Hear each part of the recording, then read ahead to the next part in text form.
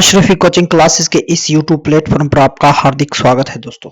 आज हम बात करने वाले हैं भारत के लिए डेली करंट अफेयर की क्लास के लिए। देखिए दोस्तों, डेली करंट अफेयर,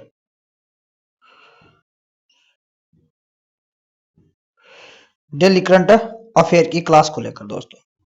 तो अगर किसी भाई ने इस चैनल को सब्सक्राइब नहीं किया है तो सब्सक्राइब करें और इस क्लास को देखना एंड तक ना भूलें दोस्तों। आपके लिए वेरी इंपॉर्टेंट रहने वाली है दोस्तों, और आगामी भर्ती परीक्षाओं को लेकर इसमें से क्वेश्चन पूछने की पूरी संभावना है दोस्तों।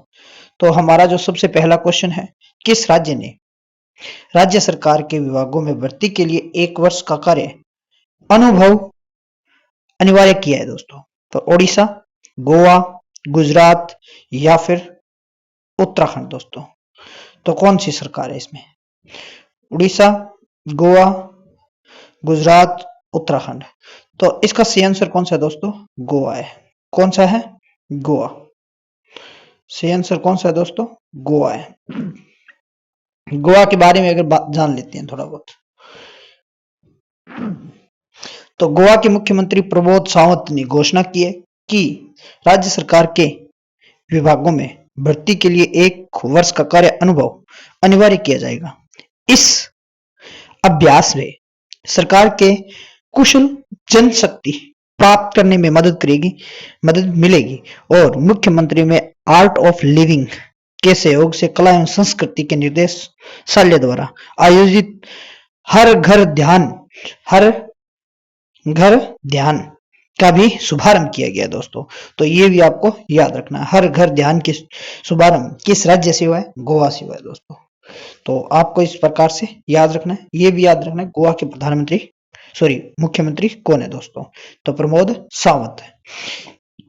नेक्स्ट क्वेश्चन की अगर बात करें दोस्तों, तो नेक्स्ट क्वेश्चन हमारा रहेगा कि किस राज्य केंद्र शासित प्रदेश में बाल अधिकार निकाय ने अधिक प्रभावी बातचीत के लिए अपना व्हाट्सएप चैटबॉट लॉन्च किया है? तो कौन सा है दोस्तों? ओडिशा, तेलंगाना या फिर नई दिल्ली या गोवा। तो इसका सही आंसर कौन सा है दोस्तों? नई दिल्ली। कौन सा है? नई दिल्ली। नई दिल्ली के बारे में अगर बात करें तो दिल्ली बाल अधिकार संरक्षण आयोग ने अधिक प्रभावी बातचीत के लिए अपना व्हाट्सएप चैटबॉट लॉन्च किया है। चैटबॉट का उपयोग शिकायत पंजीकरण या जानकारी खोजने, शिकायत की स्थिति पर नजर रखने के लिए किया जाएगा। इसका उपयोग आयोग द्वारा बच्चे, महिलाएं, आंगनवाड़ी और कार्यकर्ताओं आदि के लिए नज आधारित जागरूकता संचार के लिए किया गया है दोस्तों। तो ये भी आपको याद रखना है। नेक्स्ट क्वेश्चन की बात करें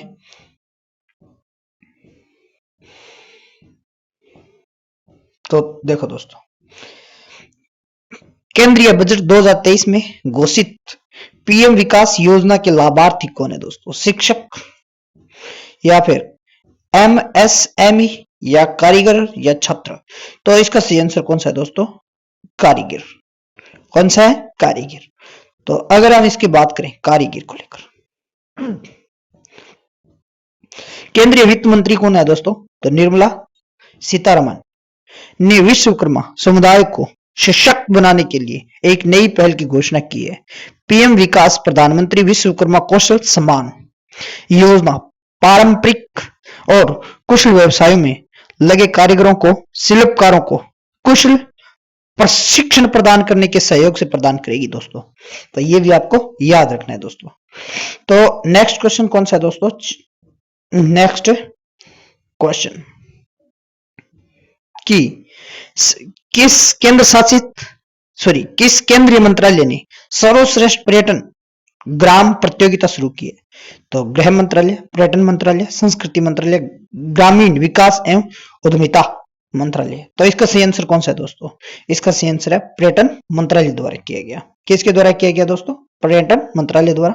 और इस पर अब चर्चा करें थोड़ी बहुत, तो केंद्रीय पर्यटन मंत्रालय द्वारा हाल ही में सर्वश्रेष्ठ पर्यटन ग्रामीण प्रतियोगिता शुरू की गई है और ग्रामीण पर्यटन पोर्टल और global tourism invest summit 2023 portal के साथ इससे संबंधित एक पोर्टल भी लॉन्च किया जाएगा दोस्तों, कि पूरे भारत में सर्वश्रेष्ठ पर्यटन ग्राम को पहचानने की प्रतियोगिता, और इसका आयोजन 3 चरणों में किया जाएगा। यह जिला स्तर, राज्य स्तर और राष्ट्रीय स्तर के प्रविष्टियां मानेगा। सतत विकास लक्ष्यों के आधार पर गांव का मूल्यांकन किया जाएगा दोस्तों। तो इस प्रकार से भी आपको इस प्रश्न को याद रखना है, क्योंकि ये आपके लिए वेरी इंपॉर्टेंट क्वेश्चन है दोस्तों। नेक्स्ट क्वेश्चन, कौन सा मंत्रालय प्रधानमंत्री भारतीय जन औषधि योजना लागू करता है दोस्तों? तो कौन सा मंत्रालय करता है दोस्तों, ये आपको याद रखना। तो रसायन व उर्वरक मंत्रालय, स्वास्थ्य एवं परिवार कल्याण मंत्रालय, ग्रामीण विकास मंत्रालय, आवास और शहरी मामलों का मंत्रालय। तो इसका सही आंसर कौन सा है दोस्तों? रसायन और उर्वरक मंत्रालय। नेक्स्ट क्वेश्चन की बात करें तो इस पर चर्चा करते हैं दोस्तों थोड़ी बहुत, कि भारत सरकार के प्रधानमंत्री भारतीय जन औषधि योजना परियोजना शुरू की गई 2008 से सभी को सस्ती कीमत पर गुणवत्ता पूर्ण जेनेरिक दवाइयां उपलब्ध कराने के लिए। इसे pharma and medical bureau of India द्वारा कार्यान्वित किया जाता है।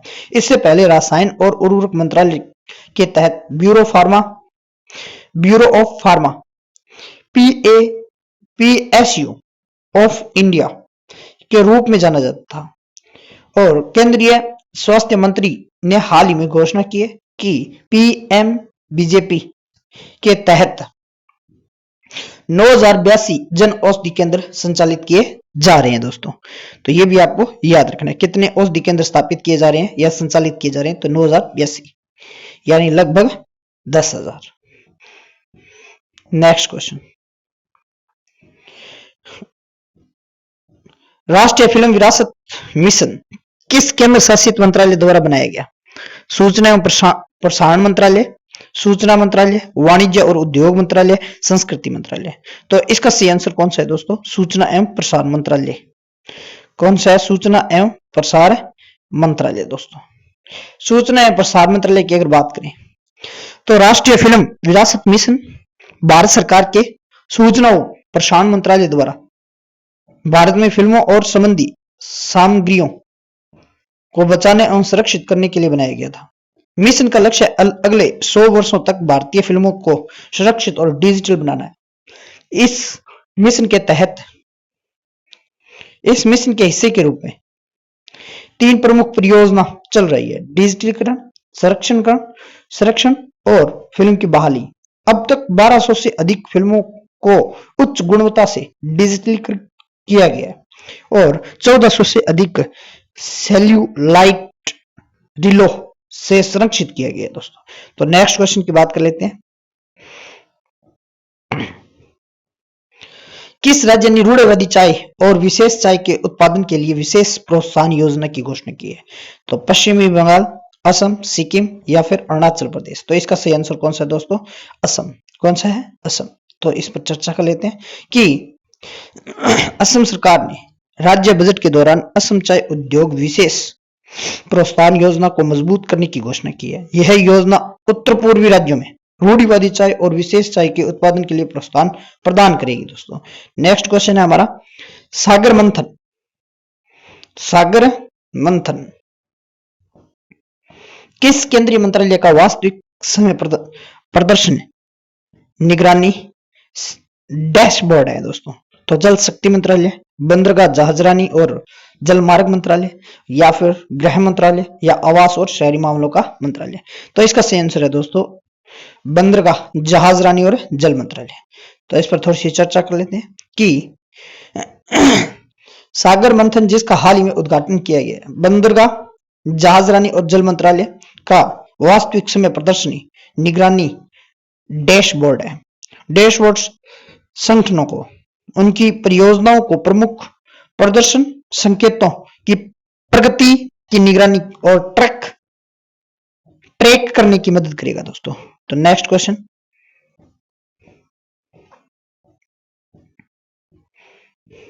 कैपिटल रोजगार पहल किस योजना के तहत शुरू की गई? दीनदयाल उपाध्याय कौशल योजना, मनरेगा या मिशन अंत्योदय या प्रधानमंत्री सड़क योजना, ग्राम सड़क योजना? तो इसका सही आंसर है दोस्तों पंडित दीनदयाल उपाध्याय कौशल योजना। तो इस पर चर्चा करें अगर, तो कैपिटल रोजगार पहल केंद्र सरकार द्वारा दीनदयाल उपाध्याय कौशल योजना के तहत शुरू की गई। इस पहल के तहत कैपिटल नियोक्ता ग्रामीण गरीब युवाओं को प्रशिक्षित करेंगे और इन्हें अपनी कंपनी या सहयोग कंपनी में नौकरी प्रदान करेंगे दोस्तों। तो नेक्स्ट क्वेश्चन हमारा, हाल ही में किस राज्य केंद्र शासित प्रदेश ने झील विकास कार्यक्रम जारी किया है दोस्तों?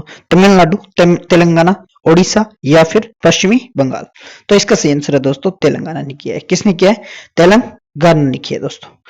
तो इस पर चर्चा कर लेते हैं थोड़ी सी कि झील विकास कार्यक्रम हाल में तेलंगाना सरकार द्वारा शुरू किया गया था। इसका लक्ष्य हैदराबाद और उनके आसपास 50 जल निकायों का कायाकल्प और विकास करना। 50 जिलों में से 25 निकट हैदराबाद नगर निगम सीमा में है और 25 हैदराबाद मेट्रोपॉलिटन डेवलपमेंट अथॉरिटी सीमा में है दोस्तों। तो आज के लिए बस इतना ही। अगर किसी भाई ने इस चैनल को सब्सक्राइब नहीं किया है तो पहले इस चैनल को सब्सक्राइब करें ताकि प्रत्येक वीडियो आप तक पहुंच सके दोस्तों। तो अगर ये क्लास आपको अच्छी लगी है तो ज्यादा से ज्यादा शेयर करने का प्रयत्न जरूर